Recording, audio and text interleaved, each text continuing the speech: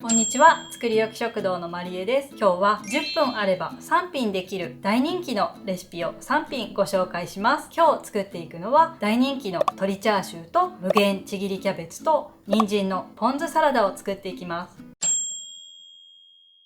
では材料を説明していきます。鶏チャーシューには鶏胸肉を1枚、調味料は醤油、みりん、中濃ソース、砂糖を使います。無限ちぎりキャベツにはキャベツ4分の1個とツナ缶を汁ごと1缶、マヨネーズ、ごま油、醤油、鶏ガラスープ、塩を使います。人参のポン酢サラダには味ポンとごま油を使います。では鶏胸肉の皮に穴を開けていきます。皮に穴を開けないとレンジ加熱中に破裂しやすくなります。全体的に10箇所ぐらい穴を開けます。ポイントはこの皮のある部分だけでなく薄皮の部分が破裂しやすいので薄皮の部分もしっかり刺すようにしてください。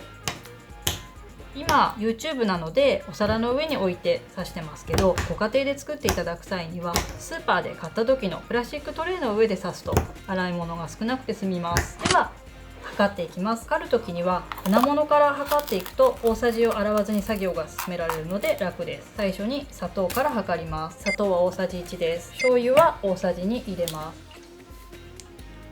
みりんも大さじ2入れます。中濃ソースを大さじ半分入れます。そうしましたら混ぜます。このように容器を左右に揺らすようにして混ぜるとよく混ざります。では調味料が溶けましたら鶏胸肉を中に入れます。皮を上にして入れます。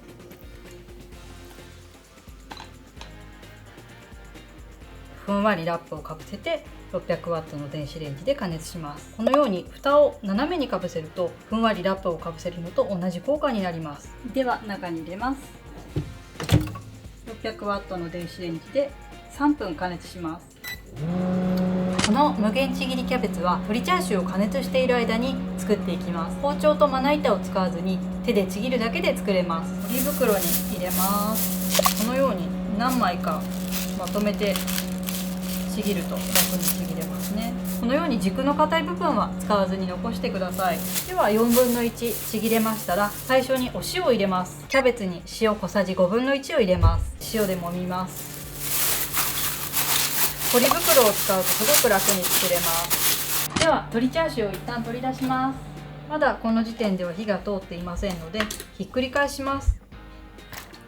ひっくり返しました。ひっくり返しましたら再度ふんわりラップをかぶせて追加で加熱します。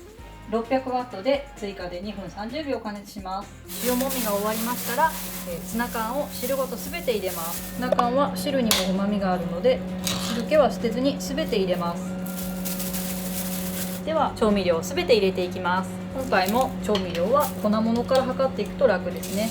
鶏ガラスープの素小さじ1/2、醤油は小さじ1/2入れます。マヨネーズとごま油は大さじ半分ずつになります。この時にマヨネーズをだいたい大さじの半分ぐらい入れまして、残りをごま油で埋めるようにして入れると一度に測れて楽です。こうやって測ると一度で測れます。入れます。そうしましたら、袋の上から手で揉んでなじませて完成です。袋の上から手で揉みます。では加熱が終わったようです。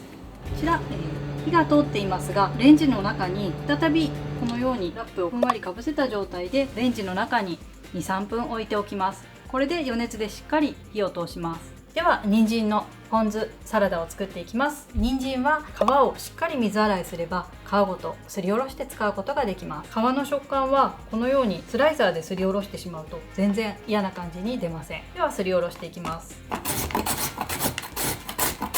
ある程度とんがってきたらまた向きを変えます。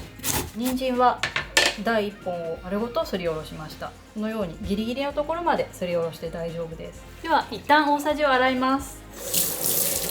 調味料を入れてます。味ぽんを大さじ2入れます。そしてごま油を大さじ1入れます。これでかき混ぜて完成です。では鶏チャーシューの余熱が終わりましたので取り出します。しっかり火が通っています。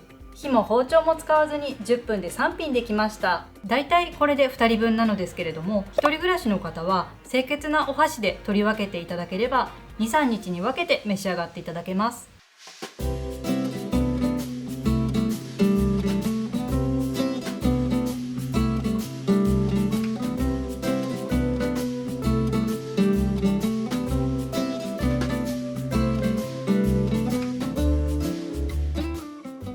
今日は10分あれば3品できるをテーマに献立を紹介いたしました。鶏チャーシュー、無限ちぎりキャベツ、人参のポン酢サラダを作りました。これから紹介してほしいメニューがありましたら、ぜひコメント欄にお願いします。実際に作っていただきましたら、ぜひラクシピというタグをつけて SNS に投稿していただけると嬉しいです。ぜひチャンネル登録といいねボタンをお願いします。またねー。